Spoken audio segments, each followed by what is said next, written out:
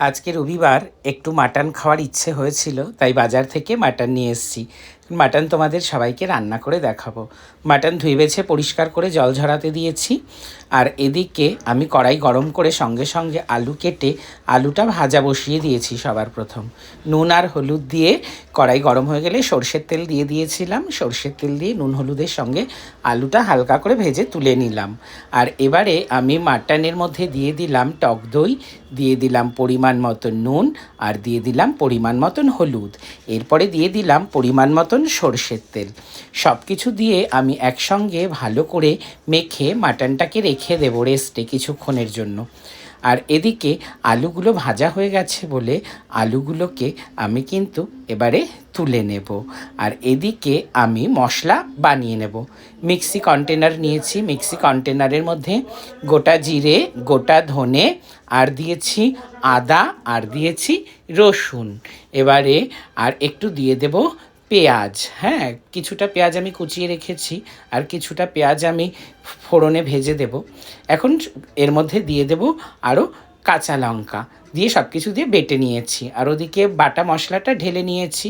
আর এদিকে আলু ভাজার তেলে আমি ফোড়ন দিয়েছি গোটা জিরে, শুকনো লঙ্কা, তেজপাতা, গোটা গরম মশলা আর পেঁয়াজ কুচি।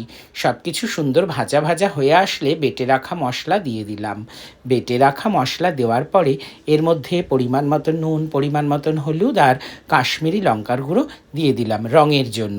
আমি কাঁচা লঙ্কা বেটে দিয়েছি ঝালের জন্য, আর অল্প কাশ্মীরি লঙ্কার গুঁড়ো দিয়ে দিলাম রঙের জন্য।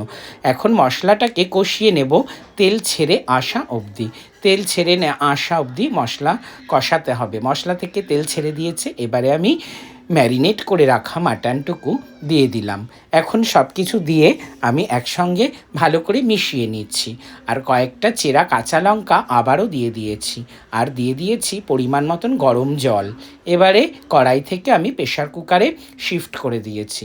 এখন প্রেশার কুকারের ঢাকনাটা দিয়ে আমি সিটি দিয়ে নেব। আমি বেশ কয়েকটা সিটি দিয়েছি, 4-5টা মতো সিটি দিয়েছি। এখন কুকারটা আমি ঢাকনাটা খুলে নেব। সিটিটা সরিয়ে নিচ্ছি, এবারে ঢাকনা খুলে নিলাম। এবারে একটু দেখে নেব মাংসটা কতটা সেদ্ধ হয়েছে। মাংসটা প্রায় 80% সেদ্ধ হয়ে এসেছে। এবারে আমি এর সঙ্গে মেশাবো ভেজে রাখা আলু।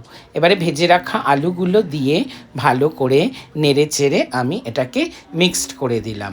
মিক্সড করে আমি কিন্তু আবার ঢাকনা বন্ধ করে আরও 2টো সিটি দিয়ে নেব। এইভাবে করলে আলুটা খুব সুন্দর থাকে। এবারে আরও 2টো সিটি দিয়ে নিয়েছি, কমপ্লিট হয়ে গেছে।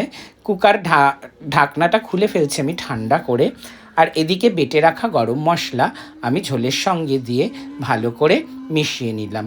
এখন কিন্তু মাটন রেডি হয়ে গেছে। এবারে আমি এটাকে বাটিতে ঢেলে নেব। দেখো বাটিতে ঢেলে নিয়েছি। আর এবারে আমি ভাতের থালাটা গুছিয়ে নিয়েছি। থালায় নিয়েছি ভাত, মাটনের ঝোল, 1 টুকরো লেবু আর 1 টুকরো পেঁয়াজ। আর কিছু লাগবে না। আজকে রবিবার, ভীষণ ব্যস্ততার সঙ্গে আমার দিন কাটে। নাচের ক্লাস নিয়ে আমি পুরো পাজল থাকি, তার মধ্যে রান্না করা, খাওয়া দাওয়া। যাই হোক, তোমাদের মাটন রান্নাটা দেখে কেমন লাগলো তোমরা কিন্তু অবশ্যই কমেন্টস করে জানাবে। ভালোবাসা দিয়ে এইভাবে পাশে থাকবে। টাটা।